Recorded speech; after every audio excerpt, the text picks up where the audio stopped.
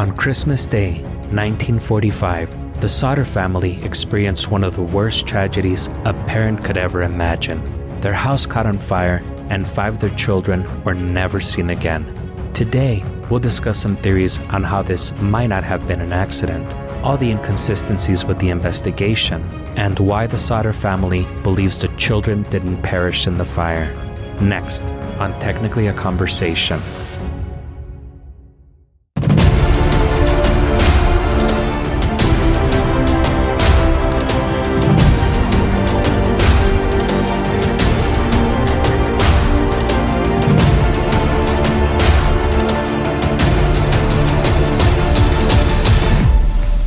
Greetings, you're listening to Technically a Conversation, a podcast where we share an interesting topic or story with each other and hope you find it interesting as well. I'm one half of your host, Jose, and I'm joined, as always, by my lovely co-host, Isela. How are you doing today? Just like that Spanish cleaning.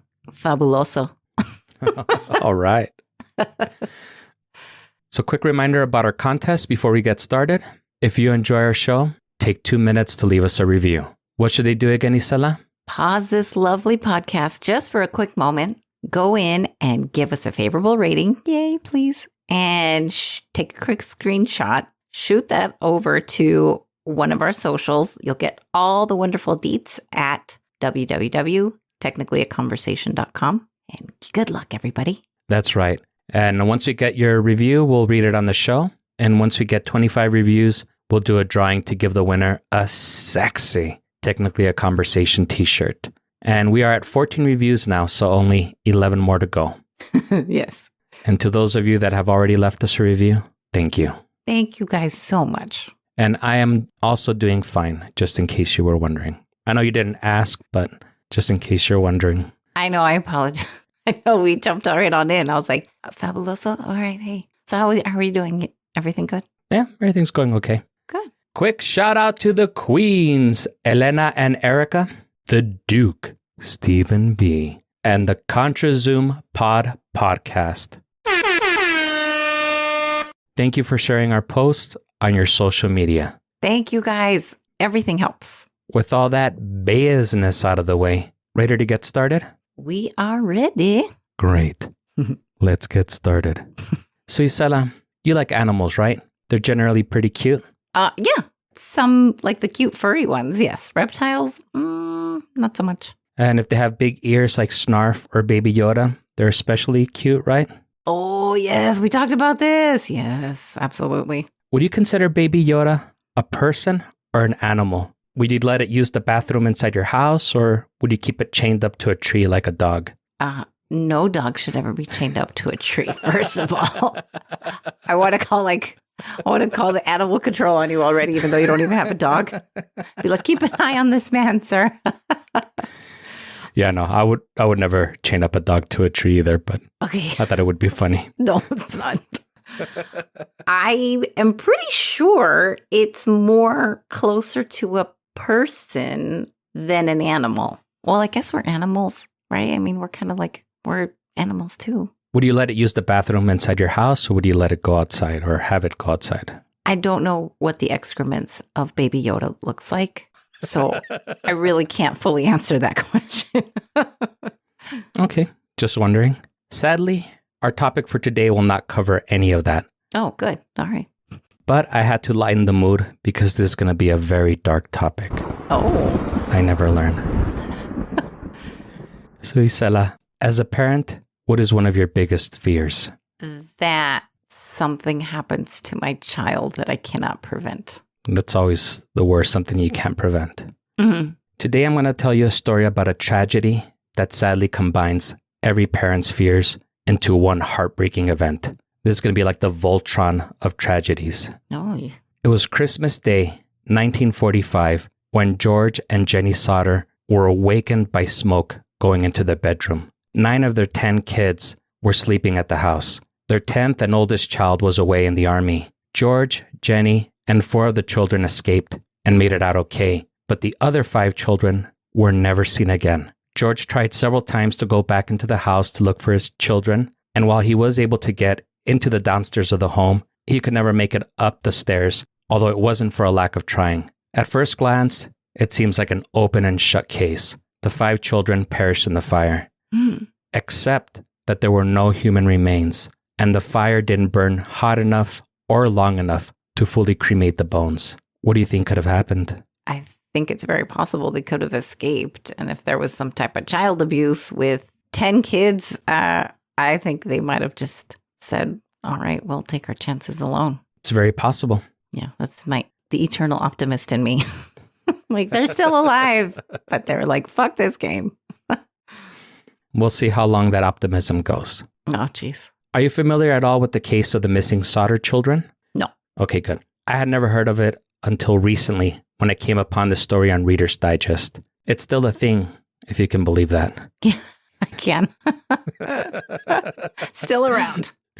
I don't know what I found more surprising, this story or that Reader's Digest still exists. That's funny. So let's go into the facts and see what conclusion, if any, we arrive at. Like all our episodes, links to all of our sources will be in the show notes. From a Smithsonian Magazine article titled "The Children Who Went Up in Smoke" by Karen Abbott. The fire broke out in the Sodder home around 1 a.m. on Christmas Day. George, Jenny, 2-year-old Sylvia, 17-year-old Marion, 23-year-old John, and 16-year-old George Jr. all managed to escape safely from the fire. George Jr. and John only singed their hair while escaping the blaze. The Sodders figured the other children, Maurice, Martha, Louis, Jenny, and Betty, were still upstairs. The staircase was engulfed in flames, so George Sr. wasn't able to go up them to look for the children, so he decided to go through the upstairs window. When he went for his ladder, which he always kept propped up against the house, it was missing. He had 2 trucks, so he had the idea of driving the trucks up against the house to climb on and reach the window, but neither one of the trucks would start. George later recalled that both trucks worked perfectly fine the day before. He had the idea of getting water from the rain barrel to clear a path, but the water was frozen solid. Oh, no. Their daughter Marion ran to the neighbors to call the fire department, but they couldn't get an operator on the line. Another neighbor who noticed the fire also tried calling from a nearby tavern and also had no luck.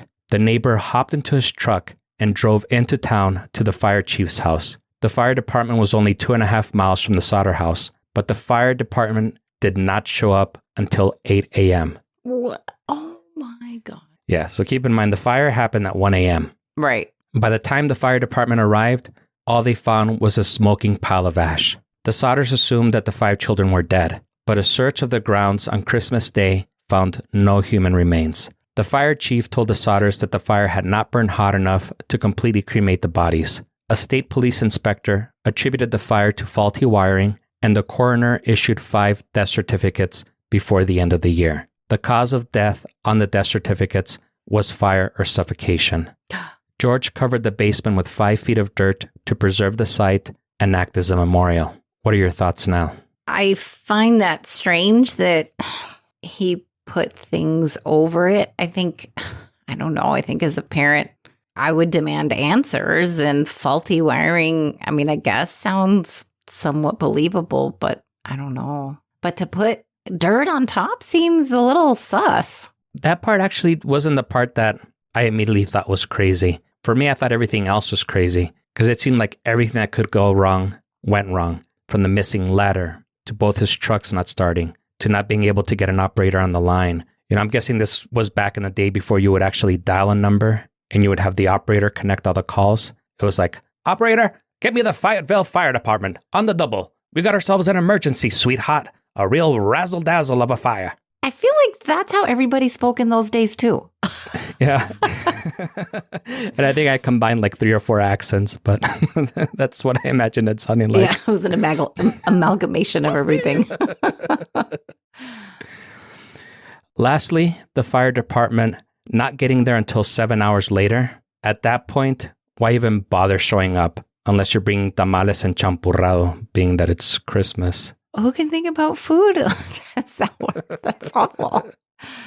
The Sodders planted flowers in the space once occupied by their house and pretty much became a makeshift memorial. They never rebuilt their home. The more they got to talking, the more they started piecing together odd details of things that happened before the fire, and understandably, they were looking for patterns and trying to make sense of everything. But anything weird came into scrutiny. A few months before the tragedy, a man came to the Sodder home looking for work. Somehow he made his way to the fuse boxes at the back of the house and told George Sr. that they were going to cause a fire someday. George thought that was super strange since he had just had the fuse boxes checked by the local power company and they told him that everything was in fine condition. Another odd incident that stuck out in their mind was when an insurance salesman was over at the house trying to sell the family life insurance. When George told the salesman that he was not interested, the salesman told him, "Your goddamn house is going to be up in smoke and your children are going to be destroyed. You're going to be paid for the dirty remarks you've been making about Mussolini." That's really weird, right? Yeah, this is okay. The older Sodder sons also recalled the man parked along Highway 21, intently watching the younger kids as they came home from school. Could all these things be coincidences? Maybe. Now, this is the incident that struck me as the strangest. The day of the fire, at about 12:30 a.m., Jenny had gone downstairs to answer a phone call. It was an unfamiliar voice asking for an unfamiliar person. She told her that they had the wrong number and hung up. By this time, the kids had already gone to bed after opening a few presents, but what struck her as being odd was that all the downstairs lights were still on, the curtains were open, and the front door was unlocked. So she turned everything off, closed the curtains, locked the door, and went to bed. As she started dozing off, she heard a loud bang on her roof, and then a rolling noise. An hour later, she was awoken by the heavy smoke in her room. When I first read about the bang on the roof, at first I thought it could have been Santa coming to pay the Sodders a visit. But unless Santa dropped his bottle of hooch and it rolled down the roof, I started thinking it maybe could have been a Molotov cocktail or something. Yeah, that's exactly what I was thinking. Okay, good. We're on the same page here. Right. So let's take a quick break. And when we return, we'll talk a little more about some of the weird details of this case and a woman who recalled serving breakfast to the 5 missing children the day after the fire.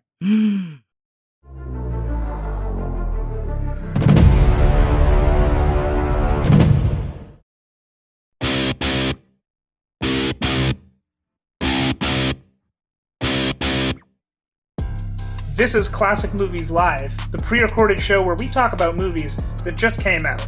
I'm your host, Jeff, and I'm joined, as always, by my co-host, Pierre. Pierre, what movie are we talking about today? Jeff, what are you talking about? We're recording an ad.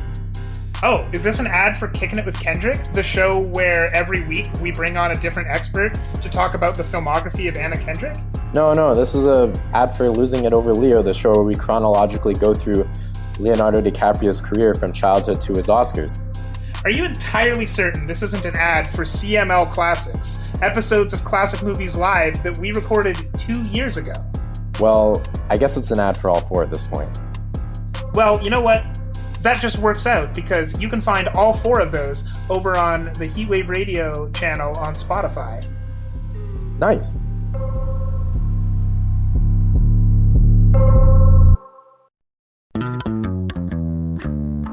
Hello, my name is Jamie. My name is Ryan. And we have a podcast called Stories, the True And the Fictional.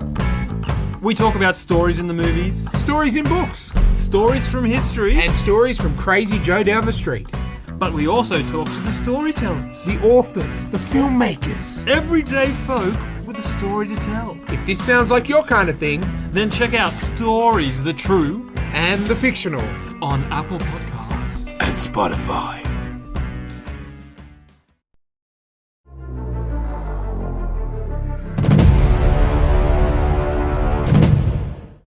How was your break, Isela? It was lovely. How was yours? Good. Good. Did you throw any Molotov cocktails at any roofs during the break? I was picking out the house. I'm just kidding. I'm just kidding. That's so mean. All right, so let's talk a little bit about George Sr. and the life insurance salesman. So George was a pretty outspoken man and didn't hide his dislike for Italian dictator Mussolini. He would often engage in heated arguments with other members of the Italian community. So at the time, he didn't take the threats from the insurance salesman seriously. Something that was strange was that as outspoken as George was, there were a few things that he never spoke about. George had immigrated from Italy in 1908 when he was 13 years old. An older brother accompanied him to Ellis Island, but immediately returned to Italy, leaving George on his own at 13. Oh, that's sad. I know. He was reluctant to talk about his youth and what happened in Italy to make him want to leave. He also changed his name. He was born Giorgio Sodu and now went by the name of George Sodder. And I thought that was kind of strange because if I immigrated to Italy from the US, I feel like that would become my identity. And that would be all I would talk about. Oh, there goes Jose again, talking about why he left the US. This is going to be a long story. So on second thought, I will take another beer. So much for making it home in time to watch L'Amu, La Ragazza dello Espacio. I would imagine that he must have been escaping something in his childhood that was bringing him shame to his name. It must have been something in his family. Obviously, it was something in his family because he was so young. He was like, I'm done with that name, that family. I just want to start a new canvas. Yeah, and sadly, he never talked about it, so who knows why he came here at 13. And it seemed like his brother pretty much just kicked him off of the boat and went back to Italy. So that was kind of strange also. Yeah, the brother, there was not a lot of love. I mean, I guess he didn't let him travel alone, so that's kind of nice. But I don't know, leaving him, still going back, that seems kind of fucked up. I agree. Remember that phone call that Jenny got on Christmas Day? Mm-hmm. She was told by a telephone repairman that the phone line appeared to have been cut and had not been burned or melted. This brought another memory to Jenny's mind. The fire inspector had told the Sodders that the fire was a result of faulty wiring, but all the lights had been on downstairs an hour before the fire, so that didn't seem right. A witness later came forward saying that he had seen a man the day of the fire with a block and tackle on Sodder's property. A block and tackle was used for removing car engines. I'm guessing this is similar to what we know now as a cherry picker. So could this have been the reason neither one of George's trucks would start? Yeah, that makes sense. That's so strange. Just seems like there's so many weird things going on. They definitely left no stone unturned as far as leaving them an exit. Definitely. One of the days that the family was visiting the property, one of the daughters, Sylvia, found a hard rubber object in the yard. George said it looked like a napalm pineapple bomb that was used in warfare, which is oddly specific. Jenny started conducting her own experiments, setting various animal bones on fire. Each time she was left with a charred heap of bones. First of all, that's very disturbing and upsetting, and I have questions. Right.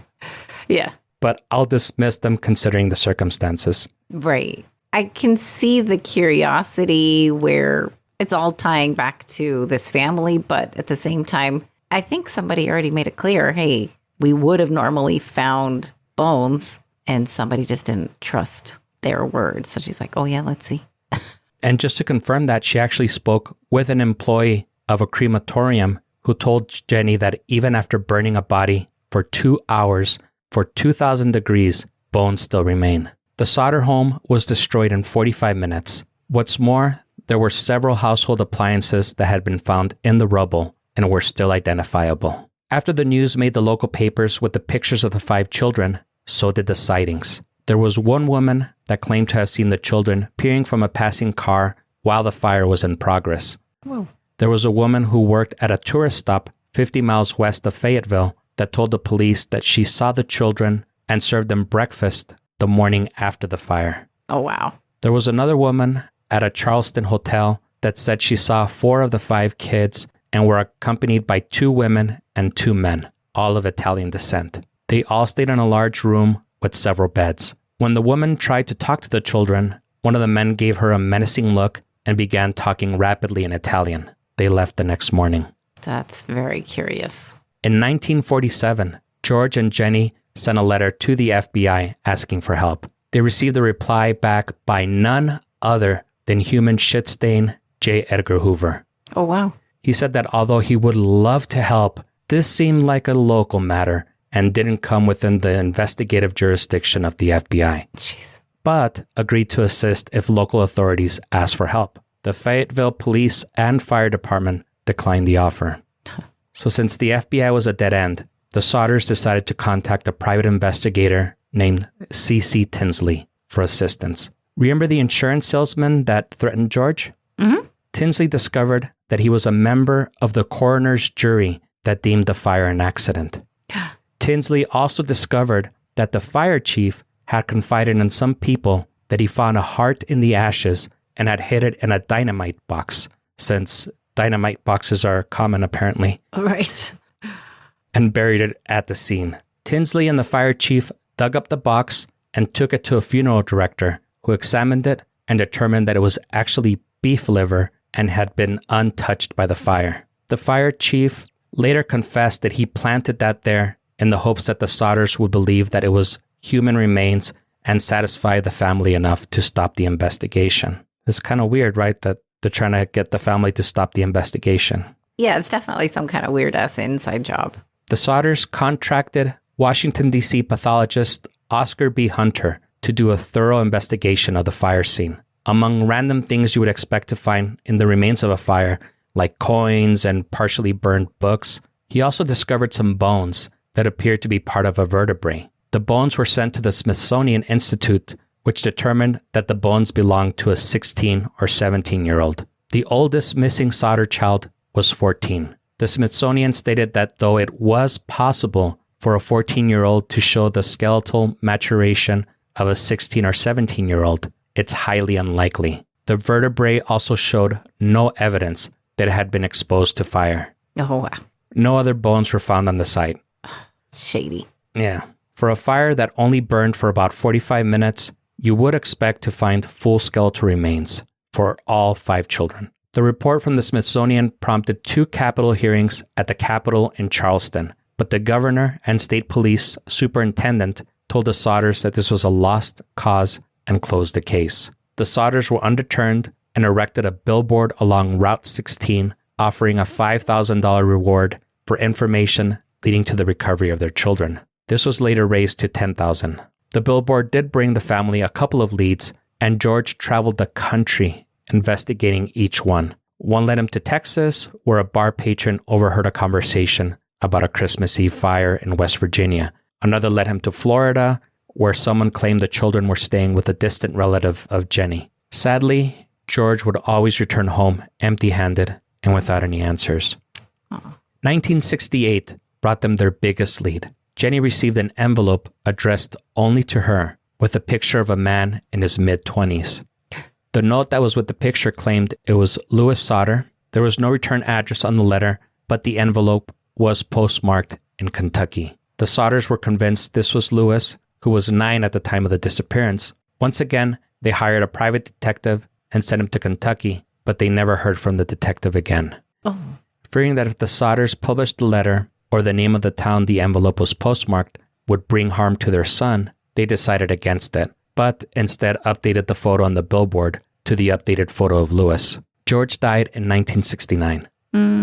According to the Encyclopedia of Unsolved Crimes by Michael Newton, the billboard hung from 1952 until Jenny's death in 1989, when it mysteriously came down. Oh, that's so tragic. It's very sad. Yes. Sylvia Sodder, who was 2 years old at the time of the fire, sadly passed away on April 21st, 2021, at the age of 79.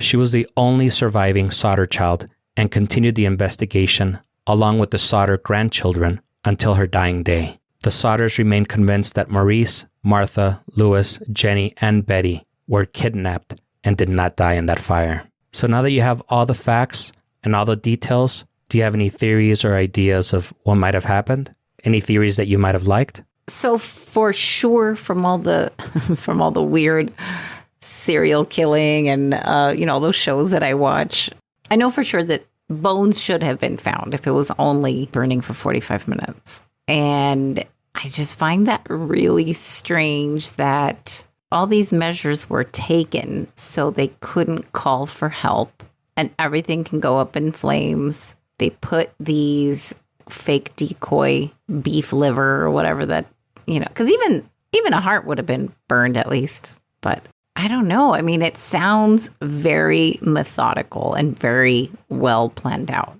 It sounds like it was definitely somebody with a connection to the police department, if not in the police department. Again, the Golden State Killer was also once a police officer. This is not unheard of. No, that is very true. I could see all of those things. And unfortunately, if they're kids, there's so much trafficking. It's heartbreaking.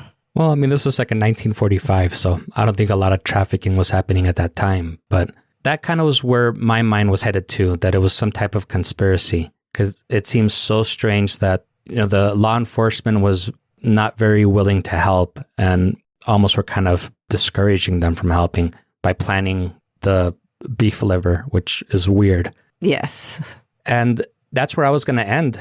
I was like, well, we have no evidence. It's one of those type of things that is just unsolved. There's nothing more to it. Mm-hmm. And then today I had like the weird idea about spontaneous self-combustion. Do you remember hearing about those stories when we were kids? Yes. It was one of those things that was always on Unsolved Mysteries and Primer Impacto and all those weird shows. Right. But still parts of their body are still left. Well, I don't know if you know, but spontaneous self-combustion, it's pretty much been debunked. According to Britannica.com, there is usually always some type of external ignition source, many times a cigarette, match, or electrical spark. The clothes soak up the melted fat and almost become a wick. This is appropriately known as the wick effect by forensic scientists. The remarkable thing about this is that oftentimes it would completely incinerate someone or only leave behind a leg or foot or something, and everything else would be intact. Like their bed would be intact, but the body would be completely gone. There would be no bones. Yeah, just like a pool of fat.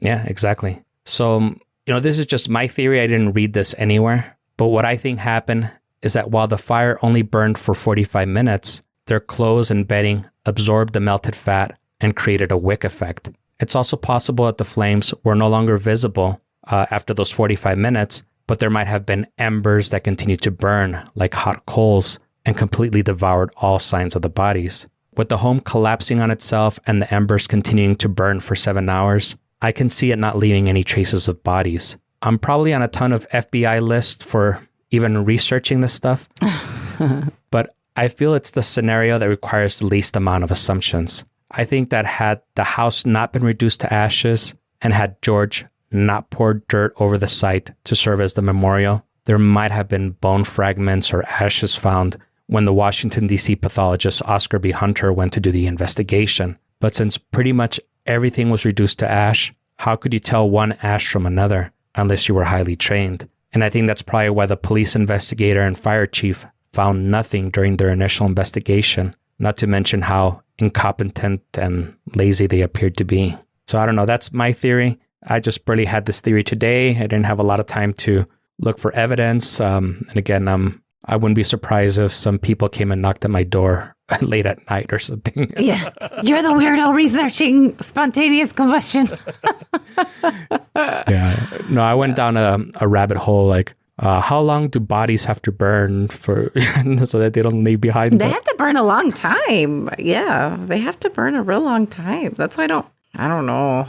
I agree with you that once that the man had put dirt over the site, a lot of opportunities were gone. But I mean, I think a femur is still a femur, and if it only burned for 45 minutes, that's definitely not enough. I mean, just like there was probably still whatever, a blender, a food processor, whatever it was that they still found. So yeah, I mean, that does nothing compared to like a bone, a femur, like the biggest bone in your body. I don't know. It's very curious for sure. And that was the same thing that I thought too. I was like, the crematoriums, they burn the bodies for 2 hours at 2,000 degrees, and they still have bones sometimes left behind. But then that's when I started thinking about the whole spontaneous self-combustion thing where, I remember seeing pictures and stuff where there's nothing left. Like you would see like a random foot hanging out, but there would be no bones, nothing. So I thought maybe that might have happened. Maybe their sheets and their clothes soaked up their melted fat and just caused them to burn up. Well, if they were already in a fire, I mean, they would have been on fire anyway. Right. That what I meant is like it would have caused them to just like flare up and leave nothing behind. Oh, right. Yeah. Sorry, I misspoke. No, you're fine. Yeah, it's pretty wild. I've read up on spontaneous combustion too, and I found it very interesting just because of it's so weird. I was like, has anybody proven it like wrong or right or whatever? But I mean, obviously it was a very light reading. That's funny. It was that's just kind of the stuff I read before I go to bed. I'm just kidding. Anyway, people think I'm crazy, I'm sure. No, I know that it has been debunked. There usually always is an external ignition source. Most of the times it's cigarettes. Interesting. People smoking in bed. What? Oh my God. Why do people smoke? That's crazy. When I was young and fun, I used to smoke in bed. And dangerous. That seems so, it just seems illogical. Why do you want Ember? Oh man. I thought that was another reason why people would smoke outside of their house because, you know, they're on their porch and it's concrete or it's not a shag carpet that just in case something flames, you know what I mean? And then everything goes up in flames. But, you know, obviously later on I came to find out, oh, no, they want to keep the inside smelling nice. I'm like, really? Wow. I thought for sure it was they were trying to be safe. No, yeah, and you're right. I had a lot of friends and family that wouldn't want you to smoke inside the house, so we would just pretty much spend the whole time outside smoking because we couldn't smoke inside. But it wasn't more so because they were thinking about not catching fire, right? It was more like a smell scent thing. Yeah, it's more about the smell. See, that's funny. I would have thought, oh, first thing you're thinking is like safety first or whatever. Obviously, it's like safety third. Yeah, because even now that I don't smoke, if I have people over, especially if it's like family or close friends, I let them smoke inside. And yeah, the smell will stay in the house for like maybe like 2 or 3 days, which I'm not a fan of. But I mean, I guess it's not that big of a deal. I know that it's not going to be permanent. Right. You're being a hospitable host. Yeah. But would I rather not have that smell in my house for 2 or 3 days? Of course. Yeah. I don't know. It's really awful. But obviously the parents don't sound like they were in on the whatever the scam was or, you know, the plan because they kept dishing out money to everybody and going everywhere to, I mean, you know, a parent's going to go to the ends of the earth to find their child. So I can understand that. But it clearly signaled to me that he was not in on whatever kind of scheme was going on. Yeah, no, I don't think the family were trying to cover anything up. Honestly, I think it was a tragedy. It's awful what happened, but I just think they didn't survive the fire. I don't know. Something had to have been left behind, I would imagine. But you're right. It could have been buried underneath the stupid memorial. Why did he make the stupid memorial? That was one thing that, whether it's good or bad, you kind of instinctively trust law enforcement and, you know, officials. You trust that they know what they're doing. And I don't feel like this police chief and fire chief were competent. And I think that even if they had seen bones there, they probably wouldn't even know what they were looking at. That's super awful. So in a way, I kind of don't blame George because I think that he innately trusted them. Mm-hmm. And it wasn't until he kept on running all these weird scenarios in his mind that, you know, he kind of had some doubts and said, well, I just want to be sure there's nothing there. So let me hire a Washington, D.C. pathologist. And, you know, even like the FBI was like, you know, catch me outside with that, you know, like they didn't even want to help out. And, you know, even when they said, well, we'll help if the local authorities ask for it. And right away they said no. That seemed very weird. And that made me lose confidence in them. Yeah. Well, which is why I was thinking it's got to be somebody that either inside, right? Like a inside job, a cop himself or herself, right? I don't want to just say it's always a man. Or it was someone that was very tightly connected to, you know, that department, that police department. Or Mussolini. I don't think it was that at all. His reach cannot be that far. I highly doubt it. I mean, sure, I'm sure people were like unhappy about it, but that's a far reach. No, I agree. I just threw that in as a joke. Yeah, no, that's funny.